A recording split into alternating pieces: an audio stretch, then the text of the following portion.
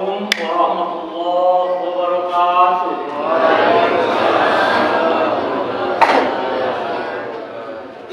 Hamdan wa syukran lillah, wassalatu wassalamu ala rasulillah, amma ba'du. Puji syukur kita kehadirat Allah Subhanahu wa taala pada malam hari ini. Alhamdulillah kita masih diberikan kesehatan, kelapangan, dapat bersama-sama melaksanakan sholat isya berjamaah, lalu dengan tarawih dan witir, ibu-ibu lalu dengan tarawih dengan pembacaan Al-Quran atau tadarusan. Salawat dan salam kepada Nabi kita Muhammad Rasulullah Sallallahu Alaihi Wasallam. Moga-moga dengan salawat dan salam yang selalu kita ucapkan, bahwa insyaallah kita akan mendapatkan syafaatnya dengan izin Allah Subhanahu wa taala. Bapak-bapak dan ibu-ibu, terlebih-lebih anak kami yang remaja, baik yang putra dan putri, malam ini kami yang diberikan amanah mengisi tausiah Ramadan. Tapi dengan COVID yang memang betul-betul COVID yang tidak semata-mata dengan kaitan Ramadan, tapi menyangkut dari masa ke masa. Itulah dengan COVID memang bukan masjid. Walaupun sebenarnya memang bukan masjid ini tidak dari jamaah, tapi DKM sudah berupaya bagaimana untuk melakukan masjid.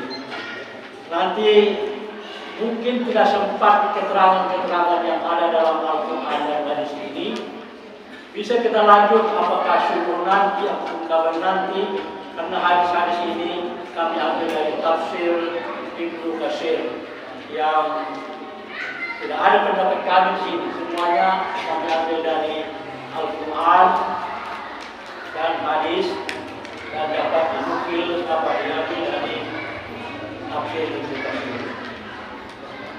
Ayat yang menyangkut tentang kemakmuran masjid itu kita bisa lihat surah At-Taubah ayat 18. Kalau ayat 17-nya itu Allah terangkan, maka nalil musyrikina ayyaqbalu masajidallah. Sudah kunci mati dari Allah. Allah terangkan di ayat 17-nya, maka nalil musyrikina ayyaqbalu masajidallah. Tidak mungkin orang-orang musyrik akan memakmurkan masjid. Itu ayat 17 surah At-Taubah. Di ayat 18 Allah bukan innama ya'muru masajidallah. Kami tidak baca lagi, kami baca nanti tafsirnya keluar panjang satu ayat. Kami baca terjemah. Kalau ayat Al-Qur'annya, lihat Al-Qur'an. Kalau dari bahasa ini, lihat Al-Qur'an. At-Taubah ayat 18. Firman Allah yang artinya yang memakmurkan masjid Allah hanyalah orang-orang yang beriman. Ini yang memakmurkan masjid Allah ialah orang-orang yang beriman. Beriman kepada siapa? Kepada Allah dan hari kemudian. Ayat lain menyebutkan beriman kepada Allah dan hari kemudian. Itu sudah mencakup rukun iman yang 5. Antum minallah, iman kepada Allah, malaikat, rasul, kitab, hari akhirat, dan rukun iman itu ditutup dengan antum minallah, iman kepada Allah dan hari akhir. Baru yang terakhir nanti ada qada dan qadar atau pada takdir, menggambarkan rukun ini. Serta tetap mendirikan sholat, menunaikan zakat, dan tidak takut kepada siapapun selain kepada Allah. Mereka lah orang-orang yang diharap termasuk golongan orang-orang yang mendapat surga. Inilah pengantar yang dari Allah langsung, siapa sebenarnya yang tertentu, yang mendirikan sholat, mendirikan zakat, dan mengeluarkan zakat. Inilah yang berharap akan mendapat surga. Kita lanjut. Ada hadis Nabi yang bersumber dari Syahid Al-Khudri. Dia berkata bahwa Rasulullah SAW bersabda, apabila kamu melihat seseorang laki-laki, disebut laki-laki berarti sama dengan laki-laki dan perempuan, tidak hanya laki-laki dan nanya, itu hamba Allah, baik laki-laki maupun perempuan, yang biasa pergi ke masjid, maka saksikanlah bahwa dialah yang betul-betul beriman. Ini hadis Al-Khudri. Hadis berikutnya dari Anas bin Malik, ia berkata bahwa Rasulullah SAW bersabda, sesungguhnya orang-orang yang memakmurkan masjid, itu ialah orang-orang yang beriman kepada Allah. Jadi kalau sudah berani memakmurkan masjid, berarti dia betul-betul beriman kepada Allah. Nah, itulah keterangan dari surah At-Taubah 18 dengan 2 hadis. Walaupun masih banyak lagi hadis-hadis yang lain. Nah, ini topik uraian dari firman Allah itu apa? Kita buat di sini topiknya sebenarnya memakmurkan masjid. Saya memakmurkan masjid, mencegah kemurkaan Allah. Memakmurkan masjid, mencegah kemurkaan Allah. Ini hadis. Gimana kata Nabi? An-Malik itu dinar wa Anas qala Rasulullah sallallahu alaihi wasallam, idza arada Allah biqaumin abad nazara ahli masajid tasarrufa. Hadis kita sudah sama-sama tahu sumber hukum Islam itu yang pertama Al-Quran dari Allah, yang kedua hadis dari Nabi. Tapi dari Nabi pun kita pernah membaca, sudah pernah diterangkan ustaz-ustaz juga, wa ma yantiqu anil hawa, bahwa Nabi itu tidak ngomong semaunya, illa wahyun yuha. Walaupun sebutnya sabda Nabi, tapi sebenarnya itu atas tuntunan Allah. Ini sabda Nabi, yang artinya dari Anas bin Malik bahwa Rasulullah SAW bersabda, apabila Allah menghendaki azab atas suatu kaum, maka Allah memandang kepada ahli masjid. Ahli masjid. Masihkah masjid ini merupakan rumah-rumah Allah? Masih ramai enggak pengunjung? Kalau memang tidak ada lagi pengunjung, Allah akan jatuhkan siksaan. Tapi kalau masih ramai pengunjung masjid, orang yang membuka masjid, berpalinglah dari mereka siksa azab Allah. Aturan diturunkan Allah azab, tapi masjid masih ramai dikunjungi oleh yang memakmurkan masjid, Allah pindahkan. Ini hadis di bawahnya. Ini hadis kursi. Hadis kudus ini bagi anak kami yang sudah dari sekolah dan belajar, kalau Al-Quran firman Allah disampaikan kepada Muhammad Nabi kita melalui Jibril, namanya Al-Quran. Mulai dari turunnya pertama, Iqra bismi rabbikal ladzi khalaq, ditutup dengan yang terakhir, Al-yawma akmaltu lakum dinakum.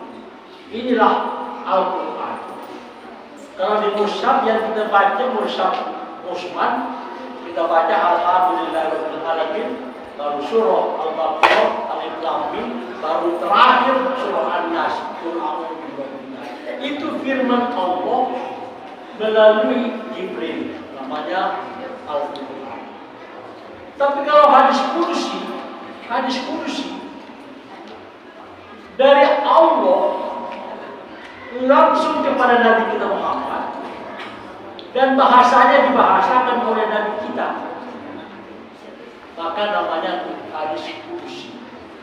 Masih firman Allah, tapi tidak setingkat Al-Quran, karena Al-Quran melalui Jibril. Kalau ini langsung dari Allah kepada Nabi, dan Nabi lah membahasakan. Hadis kursi ada berbunyi, Inni lahamdu bi akhir ardi. Kita baca terjemahnya. Demi keagungan dan kebesaran bukan Allah. Demi keagungan dan kebesaran bukan Allah. Sesungguhnya aku hendak menimpakan azab kepada penduduk bumi. Akan menimpakan azab kepada penduduk bumi. Tetapi apabila aku memandang kepada orang-orang yang memakmurkan rumah-rumahku, yang pertama, yang dipandang Allah yang pertama kepada orang-orang yang memakmurkan rumahku, kata Allah, yang memakmurkan rumah. Minimal 5 kali sehari semalam ke masjid memakmurkan rumah, kata Allah. Yang kedua, memandang kepada orang-orang yang saling menyukai, bersahabat karena aku, kata Allah. Bersahabat karena aku, kata Allah. Ini yang dipandang Allah yang kedua. Yang ketiga, dan memandang kepada orang-orang yang mohon ampun di waktu sahur. Memohon ampun di waktu sahur. Kalau ayat yang selalu kita baca kadang-kadang, wa minal laili fatahajjat bihi nafilatan lak asa ayya ba'asaka rabbuka maqaman mahmuda wa qur rabbi adkhilni mudkhala sidqin wa akhrijni mukhraja sidqin wa ja'al li min ladunka sultanan nasira. Artinya apa? Ramadan yang saat ini kita berada di dalamnya, menjelang masuk waktu subuh, itulah ashar. Saat sahur yang doanya dijawab oleh Allah. Inilah yang dipandang Allah yang ketiga. Sehingga aturan Allah jatuhkan adab itu, Allah alihkan. Karena apa? 3 pertimbangan. Yang pertama, memandang banyaknya hamba, kata Allah, yang masih ke masjid memakmurkan masjid. Yang kedua, hamba-hambaku yang bersahabat, bersaudara karena aku. Nah, kita di sini bersaudara di masjid ini, diikat oleh BKN, anak-anak kita diasuh. Ya mungkin juga kita akan katakan begini. Itu yang kedua. Yang ketiga, memohon ampun di waktu sahur. Inilah yang dipandang Allah itu. Maka aku palingkan azab itu dari mereka. Palingkan azab itu dari mereka. Luar biasa yang saya bersyukur sebenarnya. Masjid kita ini saya sudah bersyukur subuh, maghrib, isya, jamaahnya alhamdulillah. Kalau dibanding dengan Jumat yang dari 2 itu nggak seberapa kita masuk. Saya khawatir 2 tahun 3 tahun yang akan datang PKMKO. Remaja-remaja ini sudah tidak bisa lagi taruh di luar, taruh di dalam, meledak. Betul-betul di PL. Bisa-bisa nanti pinggir itu harus taruh kaca, dibuat sama AC, tinggal sedikit lagi yang kedua. Kalau nggak cepat dipikir ini sudah melonjak ini aja sudah mulai. Tidak tega lagi kita biarkan anak-anak di luar, apalagi yang sudah remaja, tidak enak. Tinggal ada yang masih terputar di hati saya karena saya juga belum menyampaikan. Apa kata Allah dalam Al-Quran?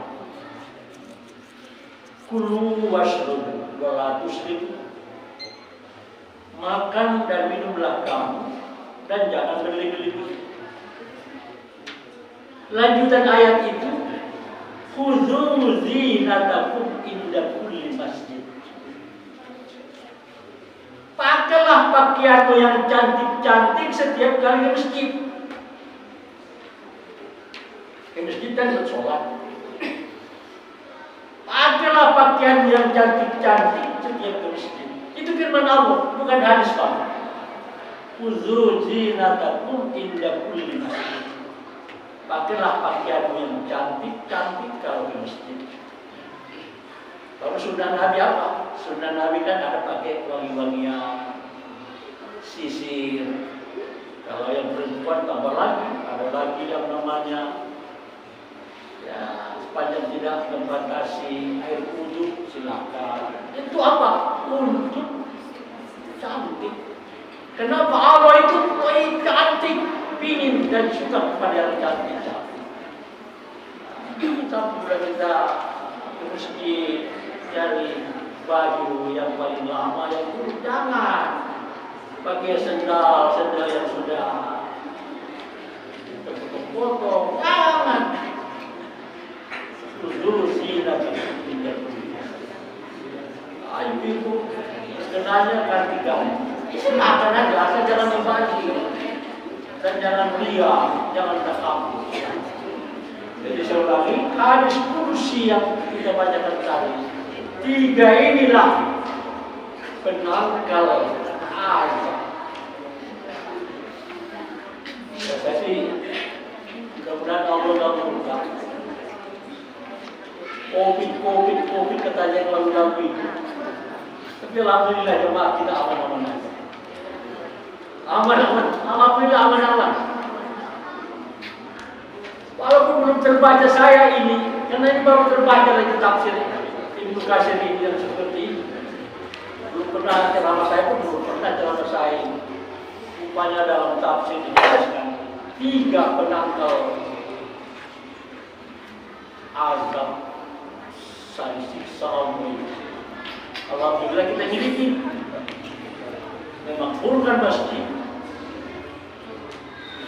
bersahabat bersaudara karena Allah, dan yang ketiga doa mohon ampun dan dosa. Kita lanjut hadis yang berikutnya. An Mu'az bin Jabal anna Rasulullah sallallahu alaihi wasallam qala inna syaitan jibbul insan. Kata Nabi bahwasanya setan itu jibbul insan. Apa itu jibbul insan? Ya, serigala. Serigala manusia itu ya setan, kata Nabi dalam hadis ini. Kadibil qanam, sepertinya juga serigalanya kambing, yang suka nangkap kambing ya serigala. Nah, jadi serigala menangkap kambing. Kalau setan menangkap manusia. Nah, kita baca terjemahnya. bahwa Rasulullah SAW bersabda, sesungguhnya setan itu adalah serigala manusia.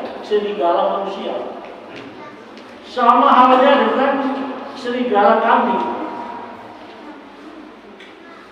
Ia memangsa kambing yang jauh dari yang lain-lain. Dia serigala itu menangkap kambing. Kalau kambing itu sendiri-sendiri, nggak ngumpul-ngumpul dengan kambing-kambing yang lain. Karena itu berhati-hatilah kalian terhadap perpecahan. Berhati-hatilah kalian terhadap perpecahan. Karena kalau sudah pecah, berarti yang pecah itulah yang ditangkap setan. Seperti serigala menangkap kambing yang terpisah-pisah dari temannya. Berpeganglah kalian, tetaplah kalian membina jamaah, tetap membina persatuan, persahabatan, dan selalu berkumpul di masjid. Berkumpul di masjid. Dan masjidlah sebagai pusat kegiatan. Kalau suatu saat kita bicara bagaimana masjid di masa Rasul, itu pusat budaya, pusat ekonomi, bahkan pusat politik, itu masjid. Kita baru pusat ibadah, pusat pendidikan, pengajian. Dan sudah ada juga sedikit-sedikit dengan badan kesejahteraan. Mudah-mudahan tambah-tambah lagi akan bisa mengayomi. Kalau kita melihat salah satu ada masjid Jogja ini luar biasa, ada penginapannya, bahkan ada yang kehilangan di situ, pohonnya sekali hilang, mereka ganti. Luar biasa kalau itu. Nanti satu saat mungkin juga itu lagi ada yang jalan-jalan ke sana melihat. Bapak-bapak yang di kita tutup karena sudah waktu. Hadis dari Al-Mas'ud dari Habib Ibnu Abi Syabib dari Ibnu Abbas, Rasulullah SAW bersabda, barang siapa yang mendengar seruan azan, barang siapa yang mendengar seruan azan sholat, kemudian ia tidak memenuhinya dan tidak mendatangi masjid, lalu ia mengerjakan sholat di rumahnya, maka tidak ada sholat. Hadis ini luar biasa. Dia mengamalkan firman Allah, warka'u ma'ar raki'in wasjudu ma'as sajidin. Rukuklah kamu bersama-sama orang yang rukuk, sujudlah kamu bersama-sama orang yang sujud. Untuk saya pribadi, ketika di kampung saya, pemahaman sholat berjamaah itu memang tertinggal betul.